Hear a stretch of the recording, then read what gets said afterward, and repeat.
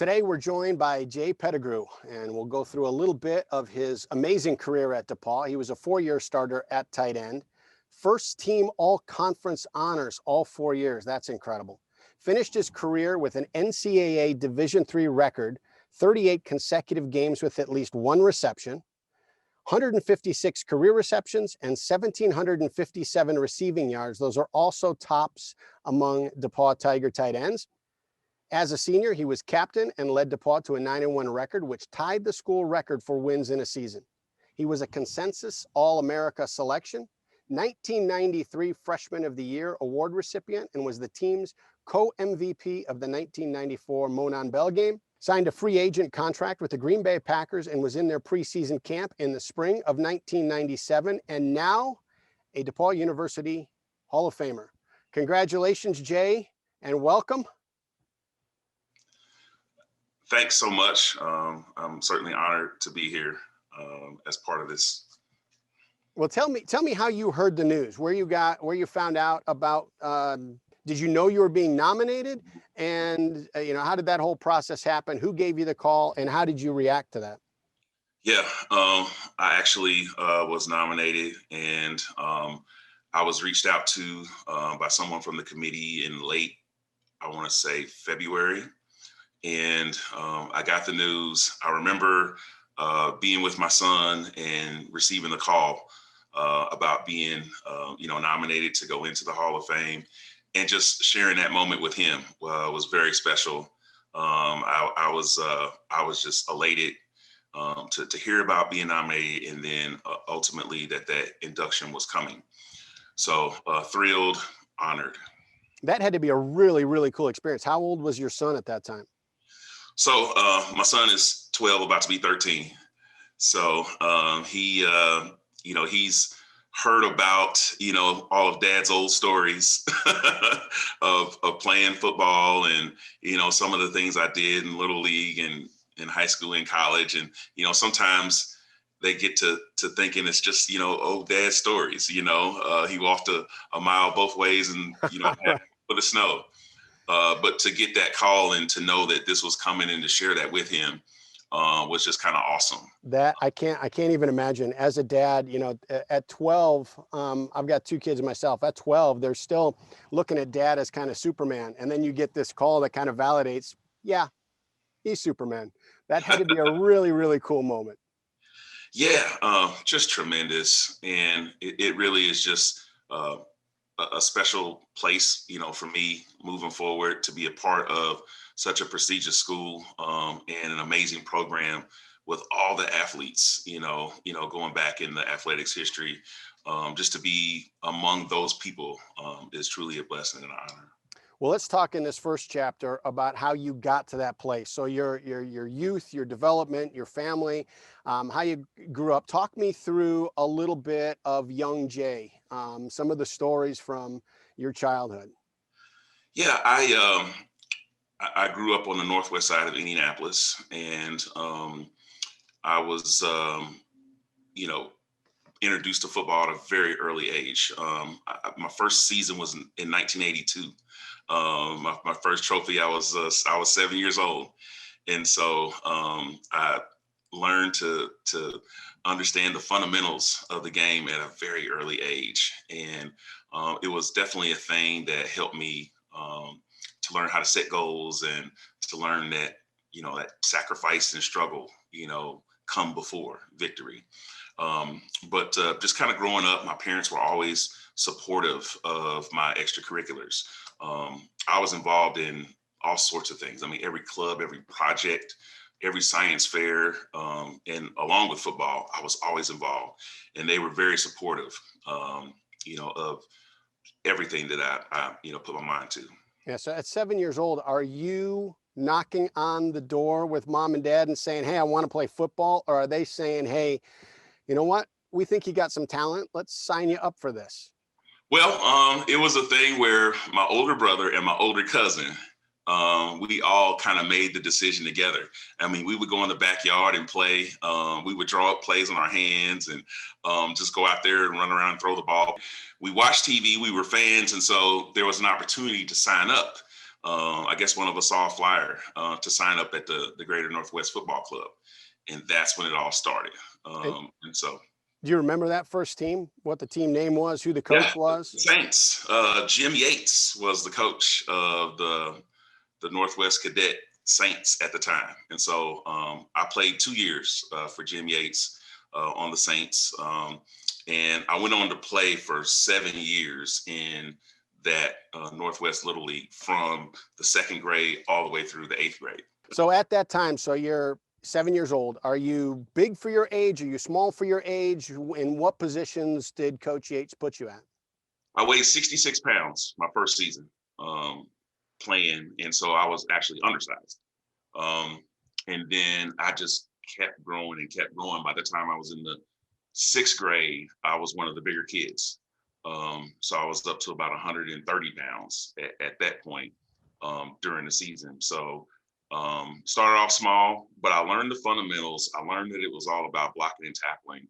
So I had really good technique and really good form, and I knew how to go about the fundamentals of the game.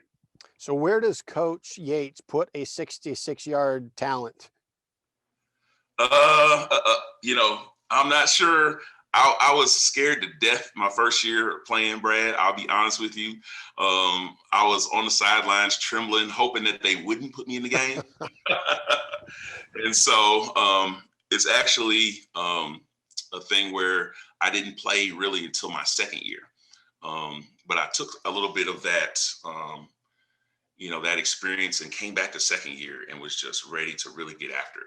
Okay, and who are the Northwest Caps? Your friend, your childhood friend, Don Ferguson, talks about the Northwest Caps. Yeah, so that was the youth travel team. They play in the IFA conference, so it's the IEFA, the Indiana Elementary, Football Association.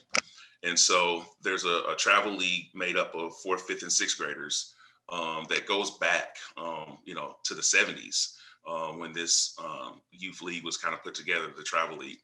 And so I got a chance to play on the Caps, and they were a great team. I mean, they had a legacy of winning. Every kid that came through that little league wanted to be on the Caps. And so I got a chance starting my fifth grade year to be on that team. Where are your dreams right now as far as how far you can take football or how far football can take you? Well, the Caps was really my breakout football experience. I think my first year playing for the Caps, I scored like 34 touchdowns. And How many games? 12 games. Holy smokes. 12 games. I scored 34 touchdowns my fifth grade year, and then 38 touchdowns my sixth grade year. So it was a total of 72 in 24 games.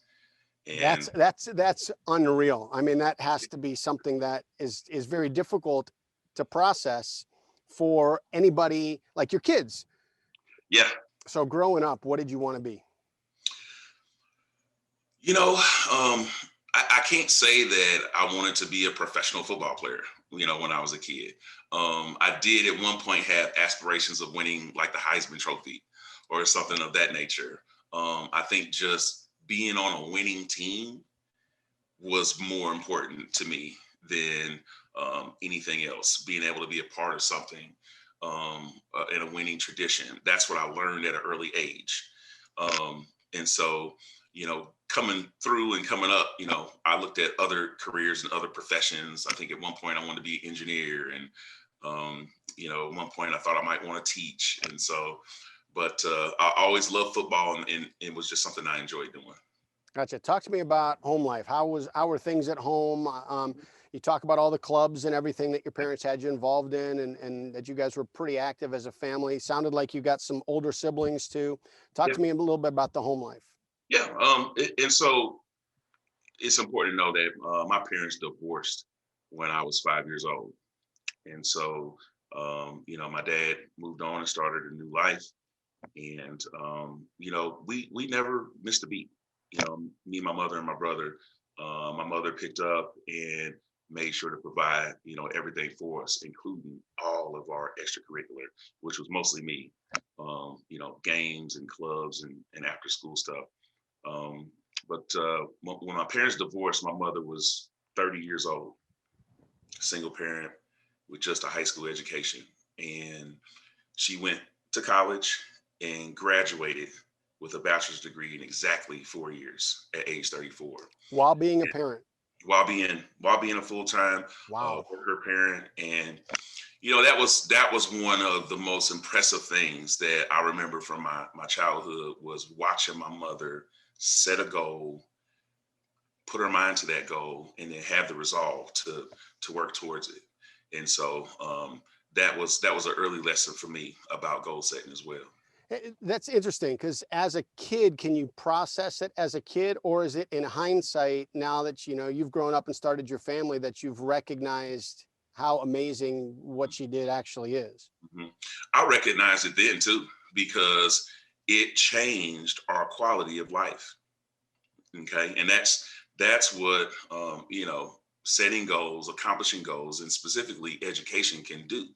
It can change your quality of life. And so that was something that she was able to share with us. And my father was still a part of my life. He was very active in my life, and he would come to my football games, and he'd be the loudest one. And so in a way, football kind of brought my family back together. Um, when we look at the stuff outside of sports, so you talked about science fair and some different clubs. Was there one that you gravitated to? Were these things that were put in there so your parents would say, "Hey, it's not just going to be Jay the athlete. We need some polish on the other parts too"? Or were these things you were really interested in? Um, I was always a good student, going all the way back to elementary ages. In the fourth grade, I went to an academically talented program in elementary school for fourth, fifth, and sixth graders that were on an accelerated track. So I was always, a great student, and a lot of the extracurricular activities and clubs kind of spawned off of that. Those were opportunities that they sought those students for, and Yeah. so I was always in the math club or the science fair. Um, you know, it was a great experience, and the early shapings of the student athlete. Sometimes you see the stereotype of athletes making fun of other athletes for being good in the classroom or being involved in choir and stuff like that. Did your teammates how supportive were they? Did they understand that you had other interests in other areas? They did, and that was just me. And so they got accustomed to me being that person. But I think I garnered their respect as a player, and that kind of set the tone. And then ultimately, as a leader, even at a young age, I was very vocal on the team. So it wasn't. I guess it wasn't surprising to them that I had other interests and was good at other things because of the type of person that I was. When you look at, and this is something that personally I'm always interested in with outstanding athletes, was there a time when you knew you were different? I mean, I think sometimes as a kid, you're so enjoying the game and enjoying the competition that reflective moment sometimes comes a little bit later. But sometimes I think you're actually standing in that moment and you realize I'm different. There's something that it factor might be in me. Yeah. I think that moment had to come after my sixth grade season. I told you that, I ran all those touchdowns. It was 72 touchdowns in 24 games. And we were going into the award ceremony. And they had the award ceremony for the youth football club at the high school. And they asked for both of my parents and me to come up on the stage at the very beginning of the award ceremony. And I'm like, what's this all about? And my coach, the coach of the Caps, Don Apple, what's up, coach, if you're out there? He said, we're going to do something that we've never done before. We're going to retire a jersey.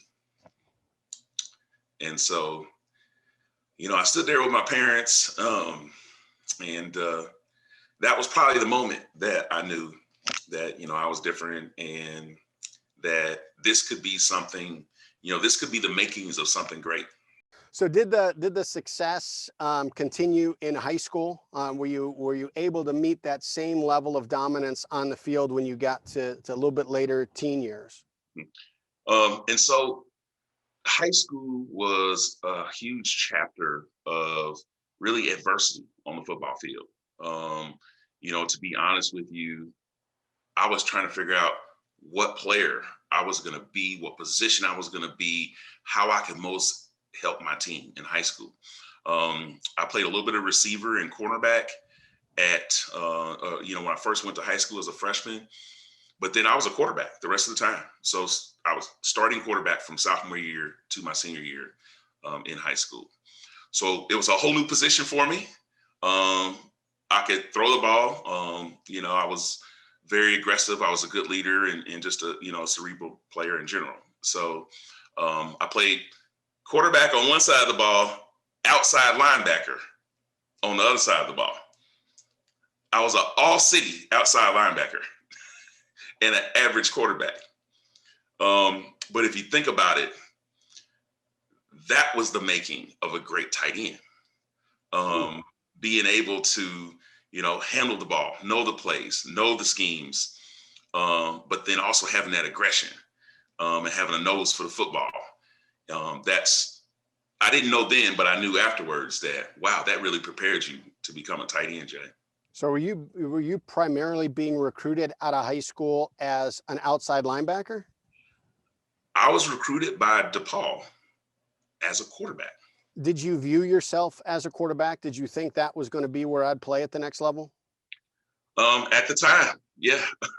Yeah. So when you were looking at Purdue, it was also in that position. Absolutely. And so your goals, your heart is set on Division One. It doesn't happen. How does an 18-year-old Jay handle that disappointment? I was very frustrated, very, very frustrated.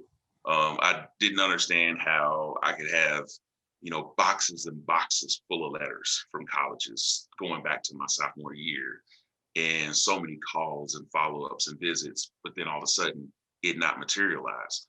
So it was a tough lesson. It was a tough lesson for me. But going through the 4 years at Northwest High School, we experienced a lot of losing. I think we only won 5 or 6 games all 4 years that I was there. So I learned how to handle loss and how to pick up and move on and keep your mind and your mental fortitude moving forward. So it was tough, for me when I realized that big dream wasn't going to happen.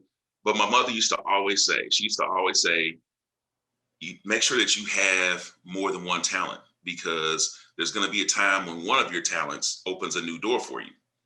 And there's going to be another time where another talent opens another door for you. And that's really what happened, because I wound up getting an academic scholarship to DePauw. And it was because of what I did in the classroom.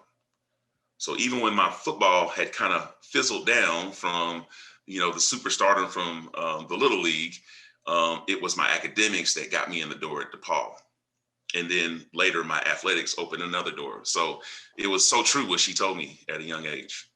So do you remember that moment when you made the decision that said, all right, that's where I'm going? Yes. And it was late. It was, I think I was well into, the end of April. And I was just worried. And finally, we got the information that the scholarship opportunity was there at DePauw, that I could play, the next year there as well. And I was elated at that opportunity to have clarity, to have a path to be moving in, and to know that I was going to such a great school. Now, what was that transition like too? Because, we're only 45 minutes to an hour outside of Indianapolis where you grew up. So there's not different, topography, geography, things look, smell, feel, the seasons are the same. But what's that transition like? Because Greencastle, Indiana is different than Indianapolis, Indiana. Absolutely. And I went to a public high school, which was predominantly Black. And going from that setting, both on the field, in the classroom, and socially, to a small, predominantly white liberal arts school, it was a stark contrast. I had many moments where I felt awkward. But football was the conduit. It was the thing that helped me, to make that transition from one level to the next. And the football program, that's your support system, going into college. And I often, tell my kids that, sports can do that for you. Whether you're going from junior high to high school or high school to college, if you're playing a sport, there's your support system. They're going to help you, particularly if you play a fall sport. It gives you like a leg up on the other freshmen. And so that made my transition, all the more easier. Okay, so let's look at the transition athletically. You show up those first days of preseason. How vivid are those in your mind right now? How nervous are you at that place? How confident are you at that time?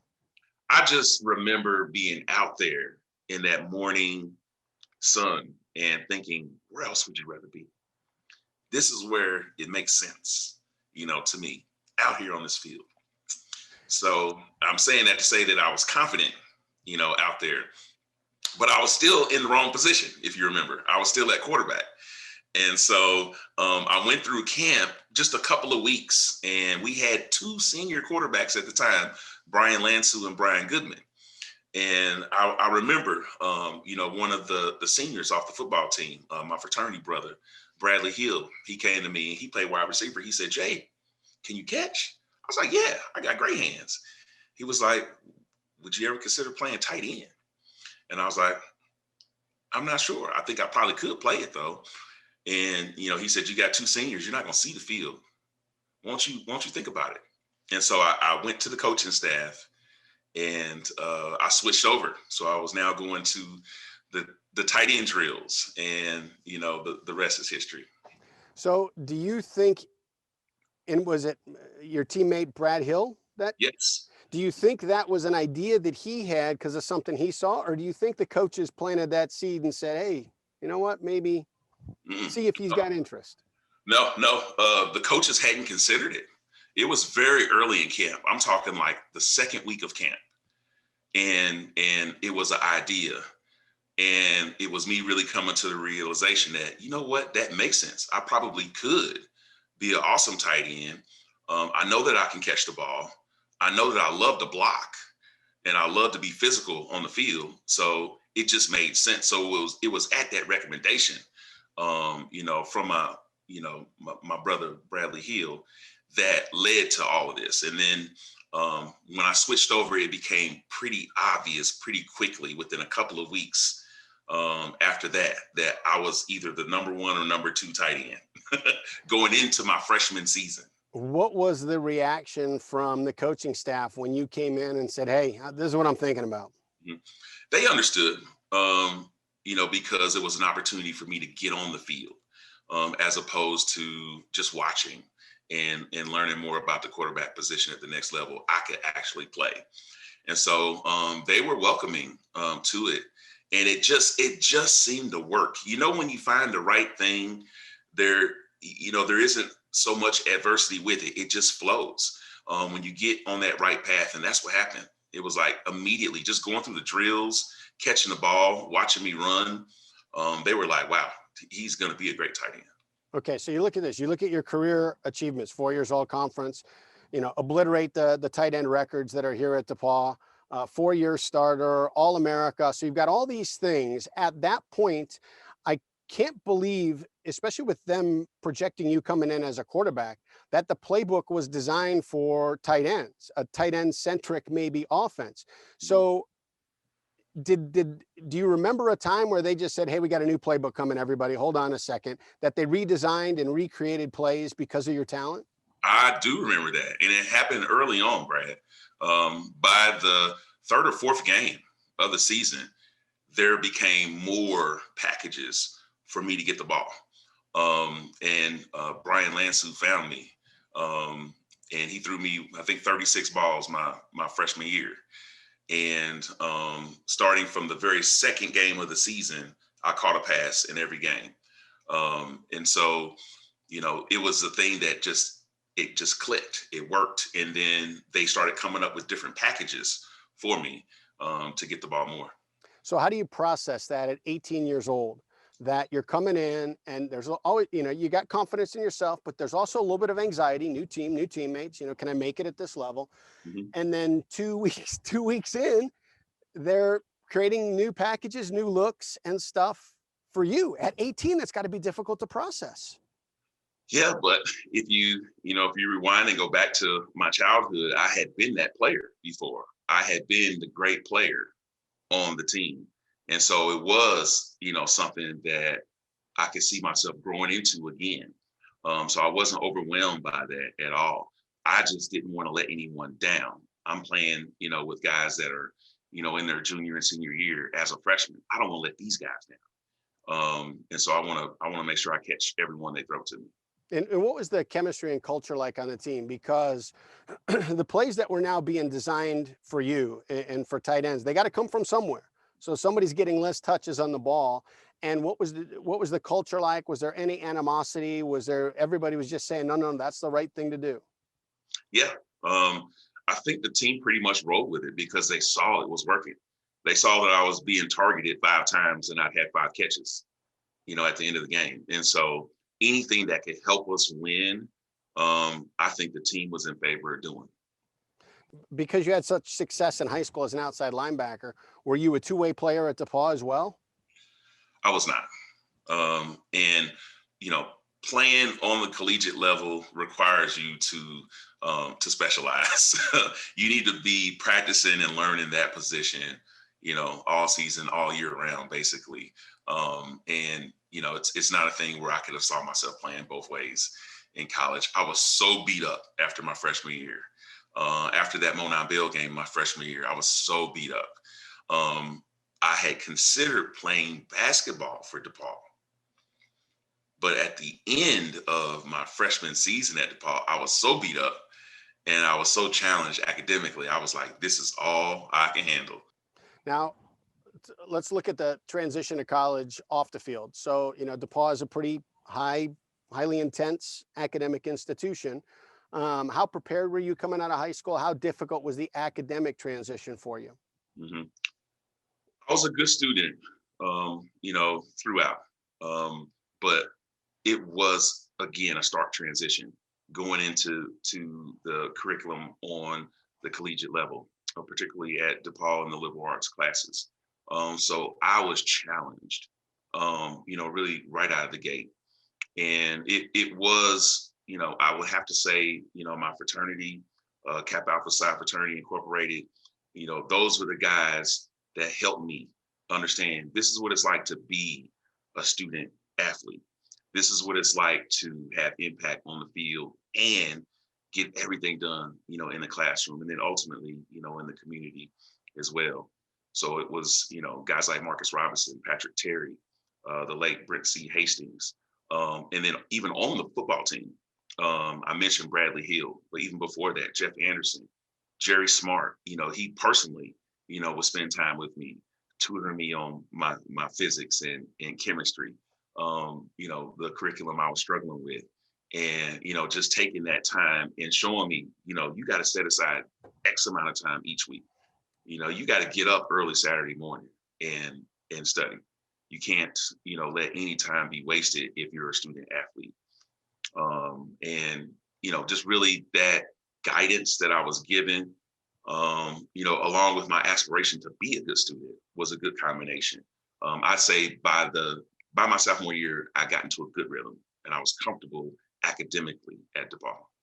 Gotcha. So what'd you get a degree in? I have a math degree. And was that what you came in with, or did it switch along the way? It switched along the way. So I mentioned that I was interested in becoming an engineer, which kind of tied with the whole Purdue opportunity. Right. And so at the time, they had what was called a 3-2 engineering program, where you could go to the liberal arts school for 3 years, then transfer to the engineering school for 2 years, and then end with 2 bachelor's degrees in 5 years. Sounds great, right? So I got into my freshman year and I'm taking physics and chemistry and other, science classes that I just didn't do well in. The only thing I liked was the math classes. I love math. I just have an analytical mind, love working with numbers. And so that's what I gravitated to. So that, along with the fact that, I was, really picking up steam as a good player on DePauw's team. And, I wanted to stay there my senior year as opposed to transferring. I wanted to be able to play. So switching out of that first major area to just strictly math, helped in both ways. So we talked about the athletic component. We talked about the academic component, the social component. You met your wife at DePauw. Do you remember how you guys first met? Was it love at first sight? How did that all come about? It's so funny because we were on the same campus for 3 years before I said anything to her. So maybe not at first sight. But I guess I never had the nerve. And we finally had a class together my junior year. It was a PE class. And I remember the very first day of the class, we all went around and said one of our favorite things. What's a favorite thing for you to do? And I remember her saying that she loves to go to Red Lobster. And so I just kind of took that and filed it away. And maybe about a week later, she was walking out of class and I was walking out and she was kind of walking alone. And I just kind of, kind of sped up to her. And I said, "So when are we going to Red Lobster?" And that was my pickup line. And, she was excited and receptive. Do you remember that drive into Indianapolis? Because for a first date, it's nothing but conversation in that car ride. Was it a fluid conversation? Was it awkward? Do you remember it? It was kind of awkward because we had been on the same campus for so long, but never had gotten close. And so I had this persona, the football guy and so forth, a little bit of popularity, and she had her persona. So it was almost like kind of a clash of egos and who's going to kind of surrender first type of thing. But, she was amazing, for me then. She supported me. She came to all the football games and was one of our biggest cheerleaders. So. Okay. Outside of that moment, give me the two answers to this: the best on the field moment at DePauw and your best off the field moment at DePauw. So my best on the field moment at DePauw had to be my senior year when we won the Monon Bell. If you take a look at the statistics, my freshman year we went 2-8. My sophomore year we went 2-8. My junior year we went 3-7. And then my senior year we ran the table and went 9-1. And so it was a culmination of a lot of things that senior season. And to win the Monon Bell back, I mean, we hadn't seen the bell. We see it on the video. We see it when Wabash brings it to the game. To be able to carry that bell off and bring it back to Greencastle, I mean, that was something that I'll never forget. So I'll never forget that day that we won the bell back. That's probably the biggest moment in my DePauw football career. And what about your DePauw campus life or academic? What's the biggest memory moment? It would have to be, when I got close with my wife, when I finally figured out that, when I found love, just to keep it simple, Did you know at Red Lobster, did you say, "This is it, this is her"? I knew maybe not that moment, but I knew very early on that she was special. She was different. She was so bright, and she's to this day just one of the smartest people I know. And I just fell head over heels for her, and I hadn't had that feeling, ever before. And so, it was a great part, of the end of my DePauw career. So when you start looking at the end of your DePauw career, And you're a senior, you've had this iconic senior year, the team's had a great season. Did it feel at that point, not that you ever consciously recognized it, but did it feel at that point Hall of Fame-ish? Did you feel like the body of work I just completed was pretty darn good? I knew it was good. I knew that, I think when I left, I was number 2 all time in receptions. I knew that I had been all conference all 4 years. And I went on to find out that I was a first team All-America. The AFCA, they only choose one tight end in the country. And it was me for Division III. So I knew I had a tremendous body of work. I didn't know, what was going to come of it, but I knew that it was impressive. I remember Ted Catula, the late great, announcing me as the MVP of that '96 team, and I just remember it because he said my whole name, Jason John Pettigrew. You are the most valuable player. That was a very special moment, for me to be recognized on one of DePauw's greatest teams as the most valuable player, and to think about a tight end being the most valuable player on a team. I think that speaks to it too. So this will lead a little bit into the next chapter when we talk about life after DePauw, but NFL teams started coming around during your senior year. DePauw University is not the University of Alabama when it comes for football. And so seeing NFL scouts and NFL personnel on campus is a rarity. What did that feel like when you were told and when you were meeting, executives, and walk me through the emotions and thought process of it? I mean, it was like out of body type of experience. I mean, it was just, it was amazing to see pro teams send their scouts to Greencastle and coordinate, with the coaching staff to meet with me so that we could go through the drills, so that they could kind of gauge me, work me out, and be at the next level. And I can't even remember how many teams showed up in Greencastle. But it was just so amazing. Even during the season, I remember going into a practice my senior year and the coaching staff telling me, Jay, the Bears are here. They want to see you catch the ball in practice today. And so it was just like, whoa, okay. Let me make sure I don't drop anything. But, all throughout the season, I mean, it was just a kind of a build up to that. But I still didn't think it was going to be like the next level. I was thinking maybe Canadian or something like that. But I was contacted by Frank Costuris, who's also a DePauw football alum. And, he kind of talked to me about, Jay, this is something that you could really do. Had you really thought about it? And then some of the other coaches was like, Jay, this is something that could really materialize. What are your thoughts? And so that's when I started, in my mind, envisioning myself, okay, this is something I want to shoot for. And I got myself in shape and worked out, and I had no illusions of being drafted. I'm a Division III player.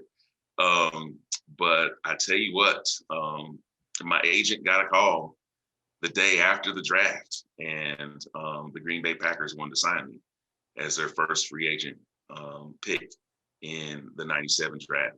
Following the '97 draft. And so that was amazing.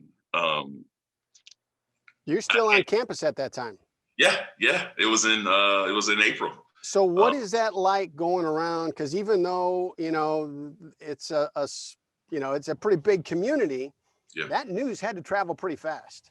Oh, it traveled fast in Greencastle. The minute that I got back to campus, because we went out to Chicago, me and a couple of my good friends, Byron Kelly, my frat brother, Jim Bockton, just a good friend that I had on campus. We traveled back and forth. And when I got back from Chicago, where my agent was, as soon as I arrived on campus, I just remember walking down Locust Street and somebody pulling up and just hitting the brakes and getting out and telling the person that they were in the car with, the Green Bay Packers just signed him. Can you believe that? And so it was just like that. I mean, I felt like I went from being just a regular, football player with a little bit of notoriety to being a big time star on campus. How'd you stay humble? How'd you stay grounded? Um, I think the fact that I still needed to prove something on the next level to really make it was what kind of helped me stay grounded. Obviously, my family, my girlfriend at the time, kind of helped me keep a level head when people, just continue to show up on the campus and want to work me out and talk about the next chapter. Can you imagine if there was social media at that time, what you would have experienced? It would have been like a floodgate opening. But I mean, I was getting calls from all over the place. Guys that I grew up playing football with. So the word still spread. Good old word of mouth still works. And so I remember I changed my voicemail, and I had something about the frozen tundra in Lambeau Field, and this is Jay. I'm not here right now, but I'm out somewhere with my cheese hat on. Leave me a message. Love it. Love it. And so that was cool. So I made the most of. I had fun with it. That moves us to that next chapter, life after DePauw. So, when you look at your transition from Northwest Caps to high school to DePauw, there's always an upgrade in talent. There's always but there's no bigger upgrade than going from Division III to an NFL team. What was that experience like walking into spring practices that first time? Did you doubt yourself? Did the Division III pop into your head? What were the emotions you had? I didn't doubt myself. Having said that, I was in awe of the athletes. I think the defensive backs and the wide receivers were the most impressive. The sheer speed that was out there on the field was just amazing. And then even some of the big guys. So I was in camp with Brett Favre. I got a chance to meet the late Reggie White. And Mark Chmura was the starting tight end at the time. Jeff Thomason was on the team. It was the year after they won the Super Bowl. They had a great team.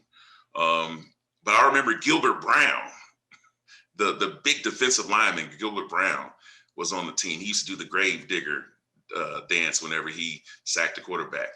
I remember watching him run his 40 and thinking to myself, oh my God, a human being that large is moving that fast. Let me pray that I never get hit by somebody like that. So I was clearly in awe. I had put on a bunch of weight. I got up from 240 to about 265. Wow. I was taking supplements, nothing illegal, but I was taking supplements. I think I was taking creatine at the time. And, I put on a bunch of weight. And in hindsight, that was my undoing because I began to pull up lame. So I strained my hamstring 3 times.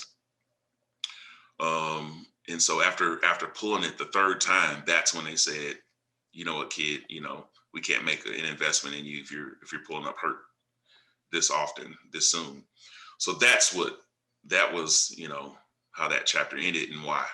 Do you remember anything where you got to that place where you said, okay, it's time to move. It's time to get going again? Yeah. I remember, getting a call from my dad. He was worried about me.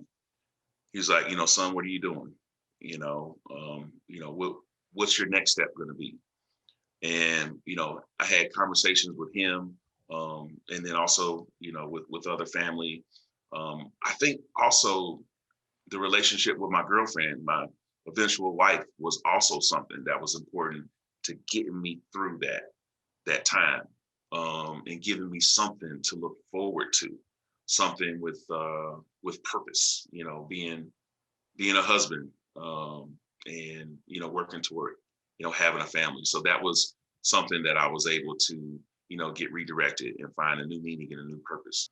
So you got your math degree after completing those classes. And then what's that first job? What's that first career path for you? So I went into retail sales, and, just traditional, department store sales. And it was a bit humbling for me because I was working alongside people who didn't even have degrees, let alone, graduating from a prestigious school. So I had a very humble start to my career. But I actually, got really good and became a manager, made a bunch of money, worked for a different company, kind of doing the same thing, had a really big, successful, profitable store, did really well, and was able to, afford some of the things that me and my wife needed, early on in our marriage. But then we started having kids, and I couldn't work 60 hours a week anymore in the retail world. And so that's when I, sought to find something else I could be passionate about. And what was that? What was that next chapter after that? It was education. So in 2007, I began working in higher education admissions. And so, I was the person on the other end looking to help, high school seniors figure out where they're going to school, but also adult learners, helping people that were already out and working that maybe had some credits, but still wanted to finish a degree. And so I really found purpose and value in being that person to help someone and make that process smooth for them, helping them to get in to college, but then also seeing them graduate. So I was able to see some of the people that I actually helped in admissions graduate, and that was just such a unique experience. Working for the same school for 8 years. Do you remember, and was your motivation to help kids in this area, was it because somebody was there for you in that transitional time, or because you actually didn't have somebody to help guide you from a higher education standpoint? Well, if you remember, I watched my mother go back to school at age 30. Hmm. And she graduated in 4 years with a bachelor's degree. And so I found the opportunity that now I can help adult students as well. People who had, a full-time job and kids waiting on at home at the end of the day, but still needed a way to go to school online, and needed to find a way that they could, to get to their goals. I just really believe that education is a vehicle of social change. And it's something that, I strongly value. I instill that in my children. And my wife, she feels the same way. She's been in education her entire career. So we both, really think that it's a difference maker. Good. So let's move into this final chapter here. Your coach, Coach Nick, recently passed away. Any thoughts, stories, share, memories that you have of your guys' time together?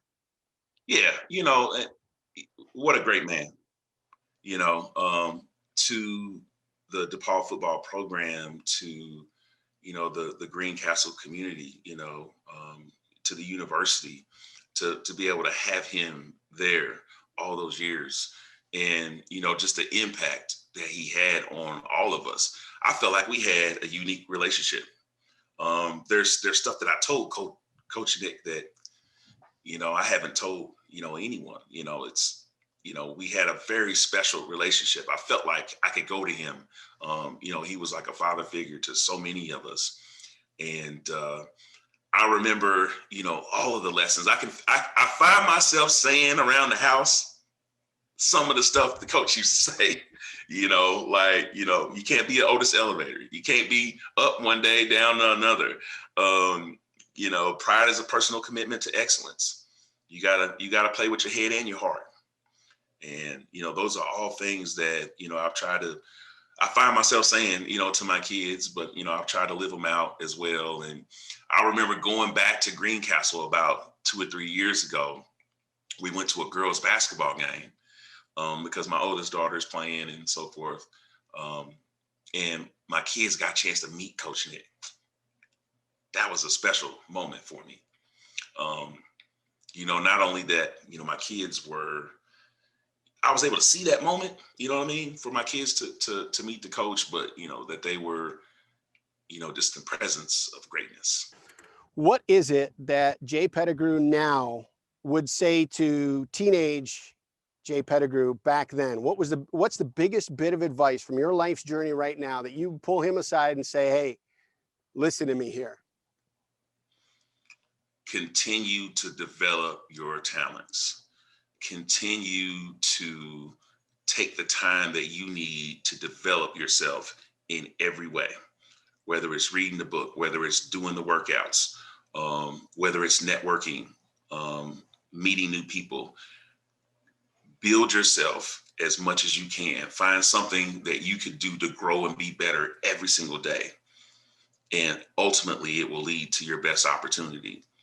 When you look at all of the ups and downs and the way that you navigated, the life of a high level athlete, how much of the lessons you learned on the field do you use in your professional life, in your family life, in your social life? Well, the thing about it is, once you learn at an early age that, there's struggle and sacrifice, and then there's victory, but then there's struggle and sacrifice, but then sometimes there's loss. But you have to dust yourself off and move forward. It really prepares you for those obstacles in life. And so I consider myself a winner. I consider myself someone who can overcome, even a losing situation, even a losing stint. I'm going to come out as a winner. And I feel like that's as much a part of what this is as anything. Jay Pettigrew, this was an absolutely awesome conversation. I'm so appreciative of the time that you gave us today and want to congratulate you on becoming a new member of the DePauw University Athletic Hall of Fame. Thank you. I'd like to thank the committee for the nomination and, everyone that was a part of it. And thank you as well, Brad. This was awesome.